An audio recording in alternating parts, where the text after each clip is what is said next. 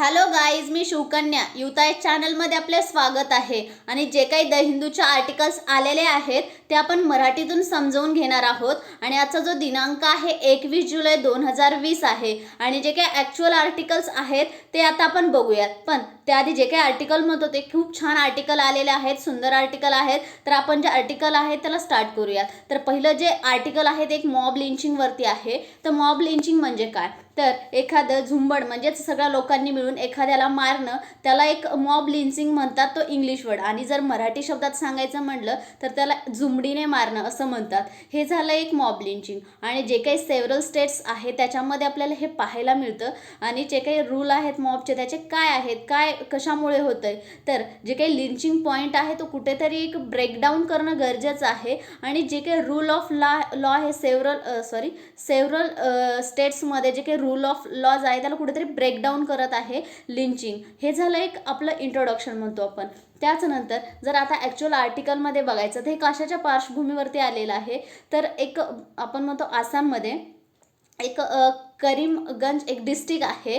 तर तिथे जे काही सदर्न आसाम आहे तिथे, आणि जे काही बांगलादेशी नॅशनल्स होते ते तिथे आलेले होते. तर त्यांना एक कॅटल थाऊस म्हणजे जे काही गाय चोरण्यासाठी आलेले असं एक सस्पेन्शन होता, असा एक संशय होता. त्या धर्तीवरती त्या लोकांना तिथे 3 पीपल्स आहेत म्हणजे 3 लोकांना लिंचिंग करण्यात आलं. आणि हा जर बघितला तर रिसेंट वीकमधला हा सेकंड इन्सिडेन्स आहे आणि त्याच एरियामध्ये घडतोय म्हणजे आपल्याला लक्षात येईल. आणि हे काय आहे, तर जे काही इंडिया बांगलादेश बॉर्डर आहे त्याच्या 3 किलोमीटर आसपासचा जो एरिया म्हणतो तिथे एक पुतनी टी स्टेट आहे. तर तिथे ही लिंच करण्यात आली. आणि 43 इयर म्हणजे 43 वर्षाचा एक ओल्ड बांगलादेशी नॅशनल होता तो. आणि जून 1ला हे करण्यात आलं. म्हणजे आपल्याला लक्षात येईल हे 2 जे इन्सिडेंट झालेले आहेत तर ते आसाममध्ये झालेले आहेत.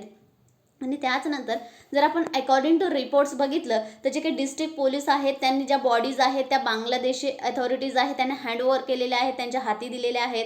आणि जर बघितलं तर आपल्याला एक लॅकुना इथे बघायला मिळेल. तर जे काही आलेले होते ते थाऊस म्हणजे चोर होते की स्मगलर होते आणि त्यांची किलिंग करण्यात आलेली आहे. हे एक लॅक ऑफ फेथ आहे आपल्याला लक्षात येईल. आणि त्याचनंतर जे काही लॉ म्हणतो आपण रूल ऑफ लॉ त्याच्यासाठी.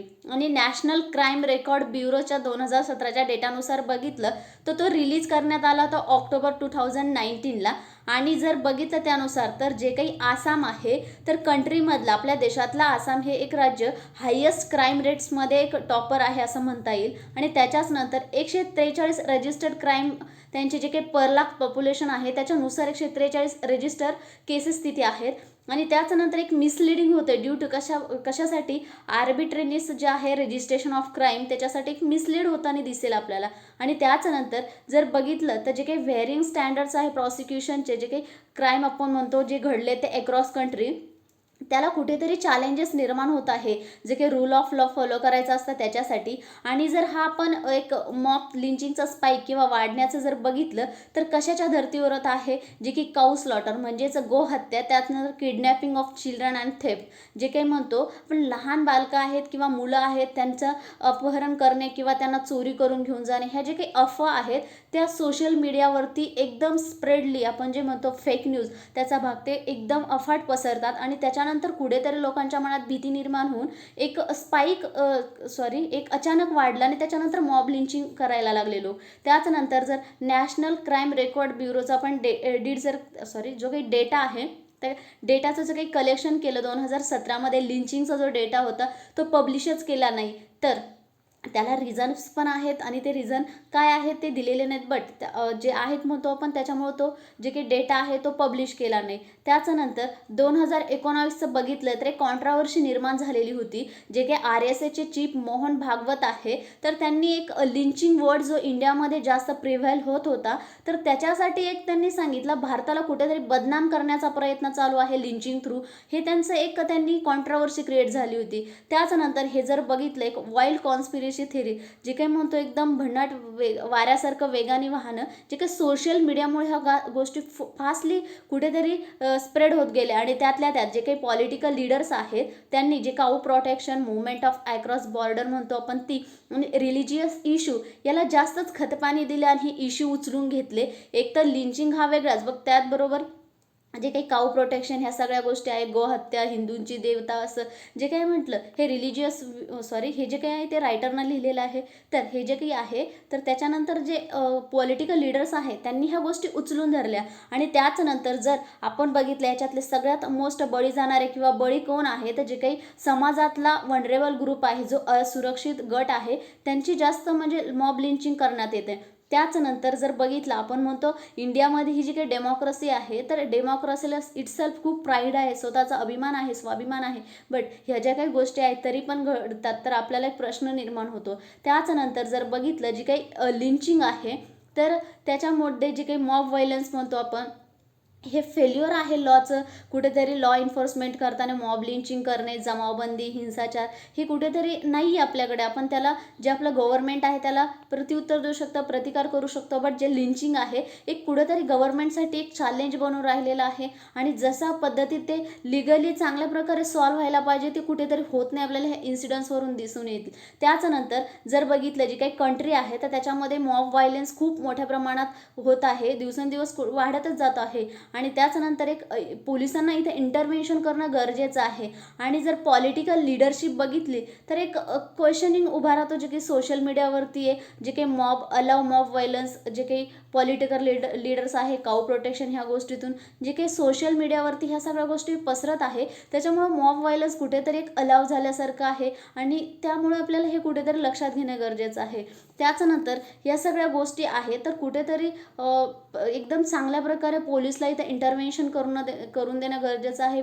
पोलिसांच्या हातात जास्त त्यांना त्या स्थानिक पातळीवर कशा पद्धतीने ते गोष्टी हँडल करू शकतात हे बघणं गरजेचं आहे. हे सगळं आहे मॉब लिंचिंग विषयी. त्याच्यानंतर आपलं जे दुसरं आर्टिकल आहे तर ते एक खूप छान आर्टिकल आहे. जर रिओपनिंग ऑफ स्कूल म्हणतो तर त्याच्या संदर्भात जे काही रिओपनिंग ऑफ स्कूल, ज्या काही आपण म्हणतो जून जुलैमध्ये जवळपास सगळ्या स्कूल ओपन झालेल्या असतात. बट आता जी काही इतकी मोठी महामारी आलेली, कोविड-19चे पॅन्डेमिक आलेले आहे, त्यामुळे ज्या स्कूल आहेत तर त्या ओपन झालेल्या नाही आहे आणि अजून त्याच्यावरती डिसिजनही आलेला नाही आहे. तर याच्यासाठी कुठे एक राईट आन्सर नाही आहे. आणि आपण जे म्हणतो प्रायमरली जे काही इपिडेमॉलॉजिकल इव्हिडन्सेस आहे त्याच्या धर्तीवर कुठेतरी ह्या ज्या स्कूल्स आहेत, शाळा आहेत, त्या ओपन करणं गरजेचं आहे.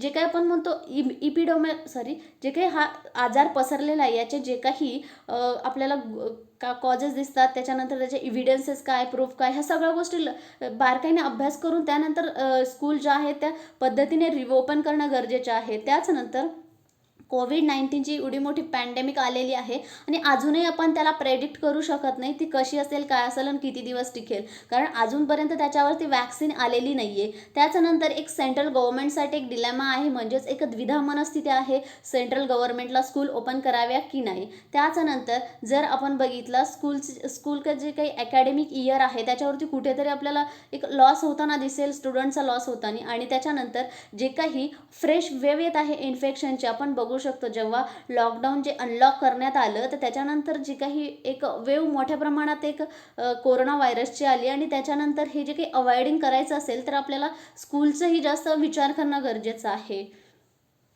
आणि जो काही स्कूल रिओपनिंगचा क्वेश्चन आहे ते अजून कुठेतरी रिझॉल्व्ह झालेला नाही सॅटिस्फॅक्टरीली. जर आपण अदर आपलं जे काही वर्ल्ड आहे त्याच्या पार्टमध्ये बघितलं, त्याच्या काही भागामध्ये बघितलं, त्यांनी जे काही मेजर्स आहे त्यांनी घेतली त्या कंट्रीजना, म्हणजे चांगल्या पद्धतीने ते इम्प्लिमेंट करण्याचाही प्रयत्न केला. बट ते एक्सपेरिमेंटल बेसिसवरतीच राहिला.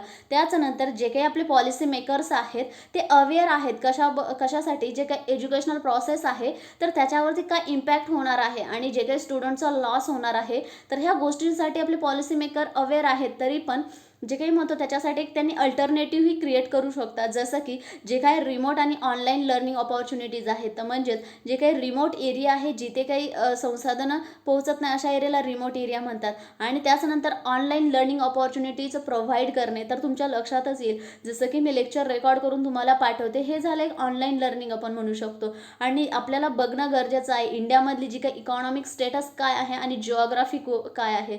आणि इंडिया खूप भागात डिवाईड झालेला आहे, जसं की डिजिटल म्हटलं तर एक सगळ्यांनाच डिजिटली येतं असं नाही आहे, खूप लोकांना डिजिटली काय असतं हे माहीत नाही. त्याचनंतर रुरल अर्बन जर बघायला गेलं तर रुरल भागामध्ये लोकांना खूप काही गोष्टी माहीत नसतात. अर्बन भागामध्ये जे विद्यार्थी आहे ते थोड्या प्रकारे करू शकतात चांगल्या प्रकारे जर ऑनलाईन आपण लर्निंग म्हटलो तर. त्याचनंतर रुरल भागातल्या मुलांना त्या गोष्टीचं जे काही इक्विपमेंट्स असतात त्याचा ॲक्सेसही नसतो. त्याचनंतर रिच आणि पुअर लोक याला कसं अफोर्ड करू शकतात किंवा कसं त्याला हे करणार आपल्या हे लक्षात येईल. आणि त्याच्यानंतर जर पेनफुली बघायचं झालं तर जे काही बिटवीन रिजन आणि इव्हन विथिन अ स्टेट, म्हणजे रिजन टू रिजन हे व्हॅरी करतंच, बट विथिन स्टेटमध्ये पण ह्या गोष्टी व्हॅरी करतात. म्हणजे आपल्याला लक्षात येईल जे काय आपण म्हणतो आपली इंडिया इतकी डायनॉमिक कंट्री आहे, डायव्हर्स कंट्री आहे, तर ही कुठेतरी आपल्याला एक चांगला भाग आहे. त्याची अदर साईड बघितली तर कुठेतरी एक चॅलेंजिंग गोष्ट पण आहे आपल्यासाठी. त्याच्यानंतर जर चिल्ड्रन्स आहे ते लेफ्ट बिहाइंड राहतील तर कशासाठी राहतात, कशासाठी तर त्यांच्याकडे जे काही कॉम्प्युटर ॲक्सेस आहे त्यांच्याकडे काही विद्यार्थ्यांकडे नाही येतो. त्यानंतर जे म्हणतो आपण इंटरनेट कनेक्टिव्हिटी, तर काही विद्यार्थ्यांना इंटरनेट कनेक्टिव्हिटी नाही आहे. त्याचनंतर टी व्ही सेट नाही आणि इवन काही एरियामध्ये तर इलेक्ट्रिसिटी नाही. जर आपण बघितलं तर सध्याचं जे वातावरण आहे तर त्यामध्ये इलेक्ट्रिसिटी किती शाश्वत लोकांना पोहोचवता येईल किंवा त्यांच्यापर्यंत असेल हे सांगू शकत नाही.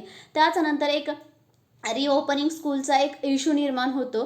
तर त्याच्यानंतर जे काही त्याच्यात प्रॉब्लेम्स येणार आहे ते ॲड्रेस करणं, जे काही इपिडेमिओलॉजिकल इव्हिडन्सेस आहेत त्या धर्तीवरती जे काही प्रॉब्लेम्स आहे ते ॲड्रेस करणे आणि त्यानुसार स्कूल रिओपन करणे हा एक चांगला मार्ग आहे. त्याचनंतर जर आपल्याला समजून घ्यायचं असेल तर जे प्रेझेंट सिच्युएशन बघितली आपण, तर आता बघूया जे काही आपले स्टेट आहे ते किती स्टेट आहे तर 28 स्टेट आहे.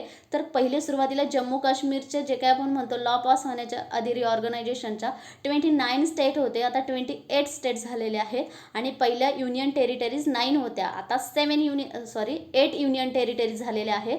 तर तुम्हाला ज्या काही 8 युनियन टेरिटरीज आहेत त्या कमेंट सेक्शनमध्ये सांगायच्यात कोणकोणत्या 8 युनियन टेरिटरीज आहेत ज्याला केंद्रशासित प्रदेश असं म्हणतात.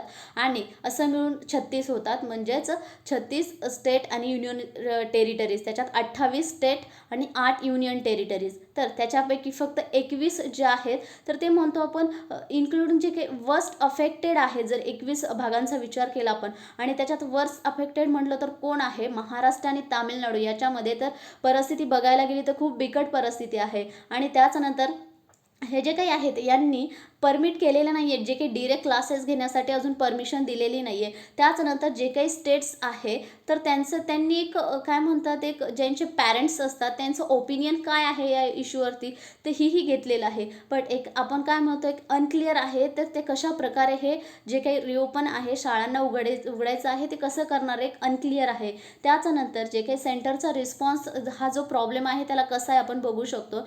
जे काही ऑर्गनायझेशन्स आहे CBSE म्हणतो आपण, त्यांनी काय केलेलं आहे जे काही रिडक्शन आणि सिलेबस आहे लोड, तर क्लास 9वी ते 12वीचा 30% ते कमी करण्याचं म्हणतायत. म्हणजे आपल्या लक्षात येईल हा एक पर्याय आहे का, तर तुम्ही याचा आन्सर देऊ शकता. त्याचनंतर जे काही याच्यासाठी एक कॉन्ट्रावर्सी निर्माण झाली, तर जे काही मोस्ट इम्पॉर्टंट टॉपिक पण असतात, तर जे काही क्लासमधला जो सिलेबस आहे तो रेड्यूस करायचा, त्याच्यात कोणता येणार तर महत्त्वाचे टॉपिक काय असतात, डेमोक्रॅटिक्स राईट्स असतात, फेडरलिझम असतात, सिटिझनशिप असते, सेक्युलरिझम असते, हे काही टॉपिक्स आहे. तर तुम्ही हे पण रिमूव्ह करणार का, म्हणजे एक कॉन्ट्रावर्सी निर्माण होऊ शकते. हे खूप महत्त्वाचे अजून केलेले नाहीत बट महत्त्वाचे टॉपिक्स आहेत.